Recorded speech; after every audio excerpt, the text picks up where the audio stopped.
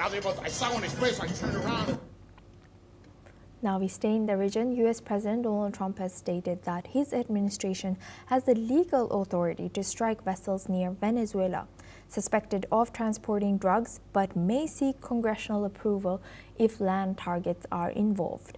Speaking from the Oval Office, Trump has emphasized that the U.S. is totally prepared to target drug traffickers by land and could approach Congress for formal approval. He has also warned of serious action against Colombia over its role in the narcotics trade. Let's listen in. And drug usage is way down, and drug usage coming from the sea, they call it ocean drugs, a little term that they use, the ocean drugs, is very close to non-existent right now. I wouldn't want to be in one of those boats heading away, you know, they're driving happily to destroy the lives of people, and they end up, that's the end of them. So the ocean drugs and the sea drugs, drugs by sea they call it also, that's almost down to nothing, as you can imagine. So they continue to come in by land at a little bit less because they see something is going to happen, they don't like it, they see something, and they're right, something very serious is going to happen.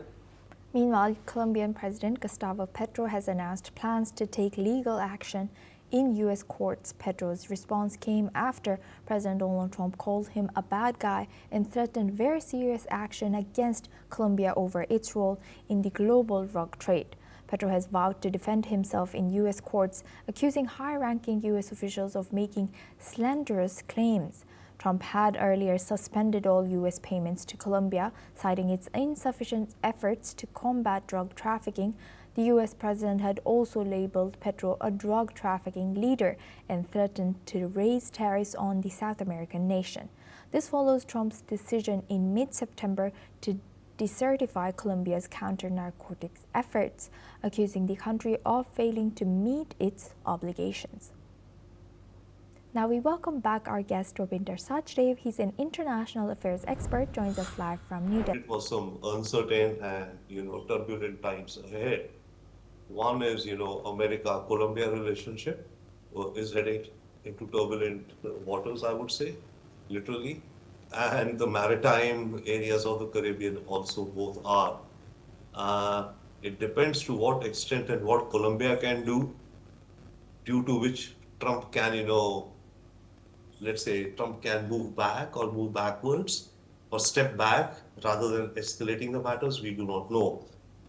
I think one other dynamic which is playing out, see, traditionally Colombia and America have been allies in a sense, right? They've been partners. And especially in the war against drugs, Colombia has been a partner with the US. There is substantial military aid which US gives to fight the drug cartels in Colombia.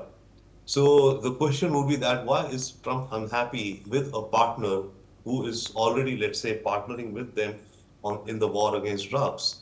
Maybe Colombia was not performing as well as it could.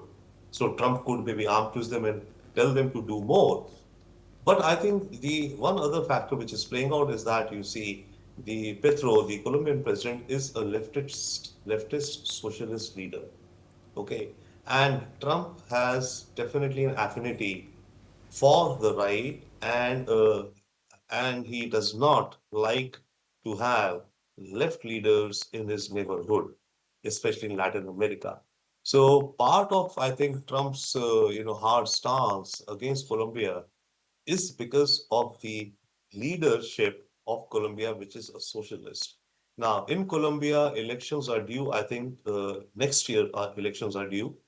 And of course, there is the opposition party, which is the Nationalist Right Party. Trump would like them to win. I mean, that's what he's trying in Latin America. You look at Argentina, you look at Brazil.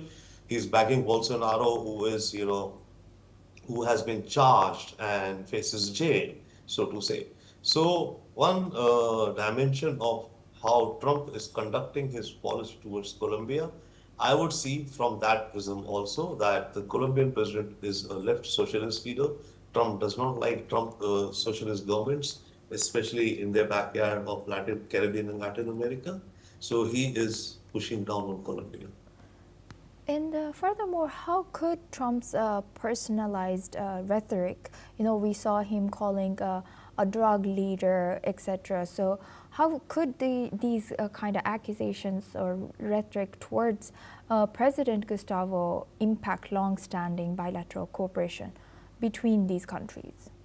See, one impact, of course, they would impact relations. By long term, right now, we should say maybe 1 year, because after a year, there is an election. And yes, if Petro comes back, then for another 4 years, it will impact, right? But if after 1 year, Petro loses, the opposition comes, one of their leaders, Maria, she openly admires Trump. So then Colombia-America relations could be on a different trajectory, perhaps. But one other impact of Trump's words is that you see within Colombia, Petro's standing, I think, will rise because he will be seen as standing up to Donald Trump, a bully. So it could help actually politically Petro in his domestic constituencies.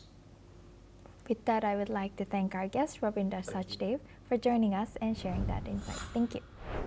Now we stay in the region. Brazilian President Lula da Silva has arrived in Indonesia's capital city, Jakarta, for an official state visit. This is the first visit by a Brazilian president to Indonesia since 2008.